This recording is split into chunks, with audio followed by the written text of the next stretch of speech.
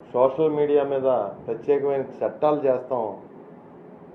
మేమందరూ ఒక మంత్రుల సబ్ కమిటీ ఏర్పాటు చేసి ఈ రాష్ట్రంలో ఉన్న ప్రతిపక్షాల గొంతు నొక్కుతాం, ఈ రాష్ట్రంలో ఉన్న రైతుల గొంతు నొక్కుతాం, ఈ రాష్ట్రంలో ఉన్న వికలాంగుల గొంతు నొక్కుతాం, ఈ రాష్ట్రంలో ఉన్న విద్యార్థుల గొంతు నొక్కుతాం అన్న ధోరణి చంద్రబాబు నాయుడు గారి మాటల్లో కనపడుతుంది.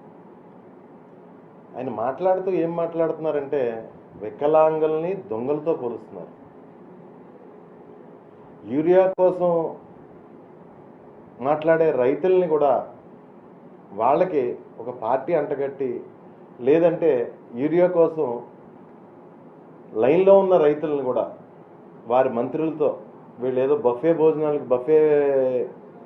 భోజనాల కోసం చేస్తున్నారని చెప్పేసి ఏదో వాళ్ళని వెటకారం చేయడం, రకరకాల విధానాలు ఆయన పాటిస్తున్న తీరు మనం చూస్తున్నాం.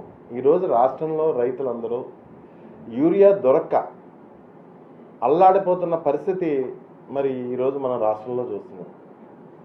దాన్ని డైవర్ట్ చేయడం కోసం చంద్రబాబు నాయుడు గారి మాటలు, దాన్ని ప్రశ్నించే రైతుల్ని, లేకపోతే పక్కదారి పడుతున్న యూరియా లారీలు పట్టుకున్న రైతుల్ని వాళ్ళకు పార్టీ అంటగట్టడం. యూరియా పక్కదారి పడుతుంటే రైతులు ప్రెసిడెంట్స్ కానీ గవర్నమెంట్ కానీ చేయాల్సిన పని డ్యూటీ రైతులు చేస్తుంటే వారికి పార్టీ అంటగట్టడం. అయ్యే చంద్రబాబు నాయుడు గారు రైతులు తెలుగుదేశం వారు ఉంటారు, బీజేపీ వారు ఉంటారు, జనసేన వారు ఉంటారు, వైఎస్ఆర్సీపీ వారు ఉంటారు, అందరూ ఉంటారు రైతుల్లోని. కానీ వారికి ఒక పార్టీ లేదంటే వారిని ఒక అసాంఘిక శక్తుల్లాగా మాట్లాడడం సమంజసం కాదని చెప్పేసి నేను మాట్లాడుతున్నాను. ఎందుకంటే మీరు మాట్లాడుతున్నారు మిమ్మల్ని ప్రశ్నించే వాళ్ళ గురించి ఏదో ఫేక్ న్యూస్లని, ఆఖరికి గౌరవ ప్రతిపక్ష నాయకుడు పెట్టిన పోస్ట్ కూడా ఫేక్ అని చెప్పేసి మీరు మాట్లాడడం చూస్తుంటే నాకు చాలా మనసు కలిసివేసే విధంగా ఉంది. ఎందుకంటే మీకన్నా ఫేక్ న్యూస్ ఫ్యాక్టరీలు నడిపే వాళ్ళు ఎవ్వరూ ఉండరు ఈ రాష్ట్రంలో. పూర్వం హైదరాబాద్లో ఎన్టీఆర్ భవన్ని రకరకాల రాజకీయ కార్యకలాపాలకు ఉమ్మడి రాష్ట్రంలో ఉపయోగించేవారు. కానీ ఈరోజు ఎన్టీఆర్ భవన్లో మీరు నడిపేది ఫేక్ న్యూస్ ఫ్యాక్టరీయా చంద్రబాబు నాయుడు గారు? ఈ రాష్ట్రంలో ప్రజలు ఎవరికి తెలియదు అనుకుంటున్నారా? మీరు ఫేక్ యూట్యూబ్ ఛానల్స్ కానీ, ఫేక్ న్యూస్లు కానీ, ఫేక్ ఎల్లో మీడియా ఛానల్స్ కానీ మీ గురించి పనిచేసేవి. ప్రజల పక్షాన గొంతెత్తే వారి మీద మీకు ఎందుకు అంత ఇబ్బంది? ఎందుకు అంత నియంతృత్వ ధోరణి? మీ నియంతృత్వ ధోరణి చూస్తుంటే సామాన్యులు భయపడే పరిస్థితిలో ఉన్నారు. ఎందుకంటే ప్రతిపక్షాలుగా ప్రజల తరపున పోరాటం చేసి మేము అసలు పట్టించుకునే పరిస్థితి లేదు, మీ నియంతృత్వ ధోరణి పట్టించుకునే పరిస్థితి లేదు, మీ రెడ్ బుక్స్ పట్టించుకునే పరిస్థితి లేదు, మీరు పెట్టే కేసులకి భయపడే పరిస్థితి లేదు ప్రతిపక్ష పార్టీ నాయకులుగా మేము. కానీ మిమ్మల్ని చూస్తుంటే ఒకందుకు నాకు జాలి కూడా వేస్తుంది. ఎందుకంటే మీలో ఉన్న హిట్లర్ లేకపోతే ముస్సోల్ని, లేదంటే మీలో ఉన్న మానసిక వైకల్యం కానీ పరాకాష్ఠకి, అంటే పిచ్చి పరాకాష్ఠకి చేరిందంటారు కదా, పరాకాష్ఠకి చేరి పరిస్థితి నేను చూస్తున్నాం ఈ మధ్యకాలంలో. ముఖ్యంగా రైతుల పట్ల మీరు వ్యవహరించే తీరు. అయ్యా చంద్రబాబు నాయుడు గారు, మిమ్మల్ని కోరుకునేది ఏంటంటే రైతులు నష్టపోతున్నారు. ఈ రాష్ట్రంలోని సుమారు 200 రూపాయలు ఎక్స్ట్రా ప్రభుత్వం అమ్మే రేటు కన్నా 200 రూపాయలు ఎక్కువ పెట్టినా యూరియా దొరకని పరిస్థితి కనపడుతుంది. దానికి మీరు అవలంబిస్తున్న విధానాలే చేటు చేస్తున్నాయి. ఒక ఎగ్జాంపుల్ చెప్తున్నాను. ఒక రైతుని క్రైటీరియాగా తీసుకోవడానికి పట్టాదారు పాస్ పుస్తకం తీసుకుంటే ఆ పట్టాదారు పాస్ పుస్తకాన్ని బట్టి అతనికి ఎన్ని యూరియా బస్తాలు ఆయనకి అవసరమవుతాయో మనం తీసుకోవచ్చు. కానీ మీరు చేసేది ఏంటి? ఆధార్ కార్డు క్రైటీరియా తీసుకున్నారు. వందలాది ఆధార్ కార్డులు పెట్టేసి మండలాలకి గ్రామాలకి రావాల్సిన లారీ లోడ్లు పక్కదారి పట్టిస్తున్నారు.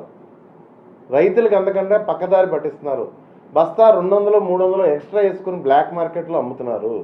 దయచేసి అది సర్దిద్దండి అని చెప్పేసి ప్రతిపక్షాలు కానీ రైతులు కానీ మిమ్మల్ని ప్రశ్నిస్తుంటే ఫేక్ ప్రాపగాండా, ఫేక్ ప్రచారం అని చెప్పేసి మీరు మాట్లాడే ఎంతవరకు సమంజసం చంద్రబాబు నాయుడు గారు అని చెప్పేసి నేను మిమ్మల్ని ప్రశ్నిస్తున్నాను. అదేవిధంగా ఇంకా యూరియా సమస్య అలా ఉంటే యూరియాలో చూస్తే గమనిస్తే 200-300 కోట్లు స్కామ్ కనపడుతుంది. కొన్ని 200-300 కోట్లు అంటే అది చిన్న స్కామ్ అనుకుందాం అనుకోండి. 200-300 కోట్లు అంటే మీ దృష్టిలో అది డబ్బు కూడా కాదు, మీ దృష్టిలోని మీ కుమారుడి దృష్టిలోని అది డబ్బు కూడా కాదు. ఆరోగ్యశ్రీ మరి రాష్ట్రంలో 14 నెలలు బట్టి అంటే మీ కూటమి అధికారంలోకి వచ్చిన తర్వాత ఈ రాష్ట్రంలో ప్రజలు కానీ రోగులు కానీ వైద్యం కావాల్సిన వాళ్ళ పరిస్థితి ఏ విధంగా ఉందో ఒకసారి మీరు గమనించారా? ఆస్తులు అమ్ముకునే పరిస్థితి వచ్చింది. రాష్ట్రంలో వైద్యం దొరకని పరిస్థితి,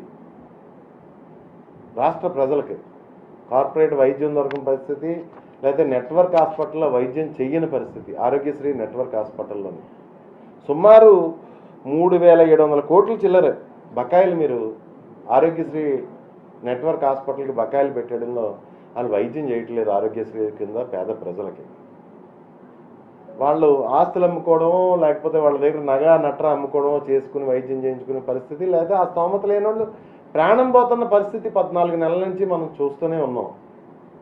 మరి ఏ విధంగా చూస్తున్నారంటే నెట్వర్క్ హాస్పిటల్ డాక్టర్లు ప్రతి పేషెంట్కి సమాధానం చెప్పలేక, వారి దగ్గరికి వచ్చి ప్రతి పేషెంట్కి సమాధానం చెప్పలేక కొంతమంది నెట్వర్క్ హాస్పిటల్లో బోర్డులు పెట్టడం జరిగింది, ఆరోగ్యశ్రీ మీద వైద్యం చేయబడదని. కానీ మీ యంత్రాంగాన్ని ఉపయోగించి ఆ డాక్టర్ నెట్వర్క్ హాస్పిటల్స్కి వార్నింగ్లు ఇప్పించిన పరిస్థితి మనం ఈ రాష్ట్రంలో చూస్తున్నాం.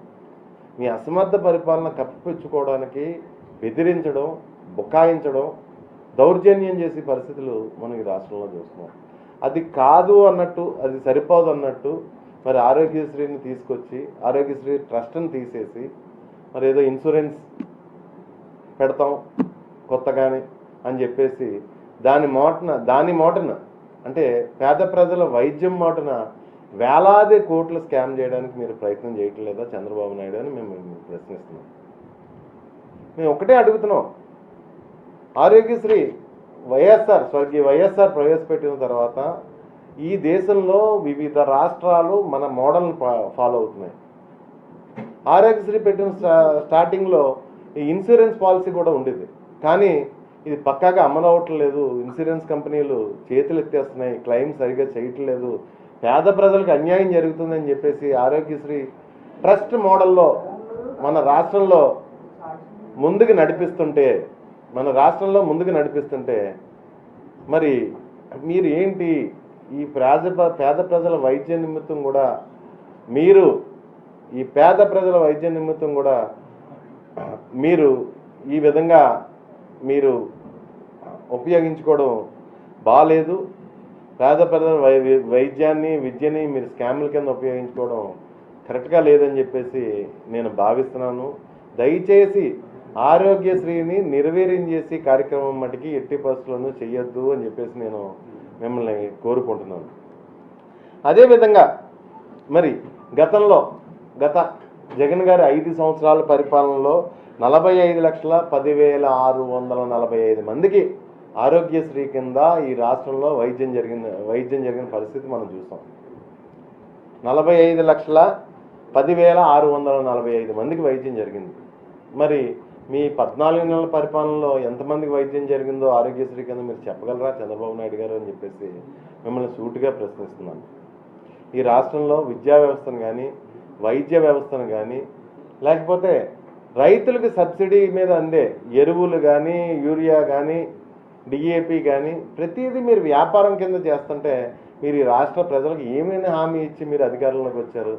సంపద సృష్టిస్తాను అని చెప్పేసి మీరు ఈ రాష్ట్ర ప్రజలకు హామీ ఇచ్చి అధికారంలోకి వచ్చిన పరిస్థితి. కానీ ఆల్రెడీ ఈ రాష్ట్రంలో ఉన్న సంపద, పేద ప్రజల సంపద 17 మెడికల్ కాలేజీలు చరిత్రలో కని విని ఎరుగని రీతిలో జగన్మోహన్ రెడ్డి గారు 17 మెడికల్ కాలేజీలు కడితే కన్స్ట్రక్ట్ చేసి అందులో 5 మెడికల్ కాలేజీలు స్టార్ట్ చేస్తే మీరు అవి ప్రైవేట్కి పీపీపీ మోడ్లో ప్రైవేట్కి మీ మనుషులకి అమ్మేసుకునే పరిస్థితి, స్కామ్ ద్వారా అమ్మేసుకునే పరిస్థితి ఈ రాష్ట్ర ప్రజలు చూస్తున్నారు. మీరు సంపద సృష్టించలేదు సరికదా, ఈ రాష్ట్ర ప్రజల సంపదని అమ్మేసి పరిస్థితి మీరు ప్రైవేట్ పబ్లిక్ పార్ట్నర్షిప్లో పీపీపీ మోడ్లో అమ్మేసి పరిస్థితి మనం ఈ 4-5 రోజులు బట్టి ఈ రాష్ట్ర ప్రజలు చూస్తున్నారు. దాన్ని మళ్ళీ మీ దగ్గర ఉన్న ఎల్లో మీడియా ద్వారా, మీకున్న మీడియా ద్వారా కవర్ చేసి పరిస్థితి కనపడుతుంది. దయచేసి మీరు ఈ రాష్ట్రంలో ప్రజల్ని తప్పుదోవ పట్టించకుండా జగన్ గారు తెచ్చిన 17 మెడికల్ కాలేజీలని ఆ విధంగానే ఉంచి, ఎందుకంటే మీరు ఒక్క మెడికల్ కాలేజ్ మీరు తేలేదు, ఈ 17 మెడికల్ కాలేజీలను ఆ విధంగానే ఉంచి ఈ రాష్ట్ర ప్రజలు మంచి కోరవలసిందిగా కోరుకుంటూ, అదేవిధంగా మరొక్కసారి యూరియా గురించి మరీ తెలియజేసుకుంటున్నాను. మీరు ఆధార్ కార్డులు బేస్గా పెట్టుకుని యూరియా పంపిణీ చేస్తే ఈ రాష్ట్రంలో యూరియా స్కామ్ కింద జరిగిపోతుంది. దయచేసి ఆధార్ కార్డులు క్రైటీరియాగా తీసుకోకండి. ఎందుకంటే వందలాది ఆధార్ కార్డులు సంపాదించి యూరియాని లోడ్లు ఎత్తుకుపోవడం పెద్ద సమస్య కాదు, అది గంటల్లో పని. వందలాది ఆధార్ కార్డులు గ్యాదర్ చేయడం అన్నది గంటల్లో పని, యూరియా పక్కదారి పట్టిస్తుంది. దయచేసి రైతులు పాస్ పుస్తకాల క్రైటీరియాగా తీసుకుని ప్రతి రైతుకి ఎంత అవసరం పడుతుంది, ఎన్ని ఎకరాలు రైతు సాగు చేస్తున్నాడో ఎంత అవసరం పడుతుందని చూసుకుని రైతులు పాస్ పుస్తకాల క్రైటీరియాగా తీసుకుని యూరియా పంచవలసిందిగా కోరుతున్నాము. ఎందుకంటే ఈ రాష్ట్ర రైతులు తీవ్ర ఇబ్బందుల్లో ఉన్నారు. కనీసం 200 నుంచి 300 ఎక్స్ట్రా పెడితే కానీ యూరియా దొరకని పరిస్థితి ఈ రాష్ట్ర రైతాంగానికి ఏర్పడింది. దయచేసి ఈ రాష్ట్రంలో రైతులను ఆదుకోండి, ఆరోగ్యశ్రీ ద్వారా రోగులను ఆదుకోండి, ఈ రాష్ట్ర ప్రజలను ఆదుకోండి. అదేవిధంగా హాస్పిటల్లో పీపీపీ మోడ్లోకి తీసుకెళ్లకుండా హాస్పిటల్తో దయచేసి జగన్ గారు సమకూర్చిన 17 హాస్పిటల్లో, ఈ రాష్ట్రానికి 17 హాస్పిటల్లో సమకూర్చిన ఆస్తి మెడికల్ కాలేజీలకు సంబంధించి మీరు ప్రజల్ని ఏ పరిస్థితుల్లోని మోసం చేయకుండా దయచేసి వారి ఆస్తి వారికి ఉంచండి. ఎంతగాని మీ తాబేదారులకి, మీ మనుషులకి కట్టబెట్టకండి. జగన్ గారు ఈ రాష్ట్ర ప్రజలకి సంపాదించి పెట్టిన ఆస్తులు మీ తాబేదారులకి కట్టబెట్టకండి. ఎందుకంటే ఎంత బరి తగ్గించేశారంటే ఈరోజు మెడికల్ కాలేజీలు ప్రైవేట్ పరం చేసేస్తున్నారు. రేపు జగన్ గారు కట్టిన పోర్టులు ఆల్రెడీ మీరు మార్కెటింగ్ చేసుకుంటారు. మీ హయాంలో ఇన్నిసార్లు ముఖ్యమంత్రిగా చేసిన ఒక పోర్టు కానీ ఒక మెడికల్ కాలేజ్ కానీ మీరు తేని పరిస్థితి. ఆల్రెడీ మెడికల్ కాలేజ్ బేరం పెట్టేశారని మీరే చెప్తున్నారు. ఫ్యూచర్లో పోర్టులు కూడా అదే పని చేస్తారేమో అని భయంగా ఉంది మాకు. ఏదన్నా మేము ప్రశ్నిస్తుంటే మా గొంతు నొక్కేసి పరిస్థితి, ఫేక్ ప్రచారాలు, ఫేక్ మాటలు అని చెప్పేసి మాట్లాడే పరిస్థితి మీ నోటు వెంట వింటున్నాం.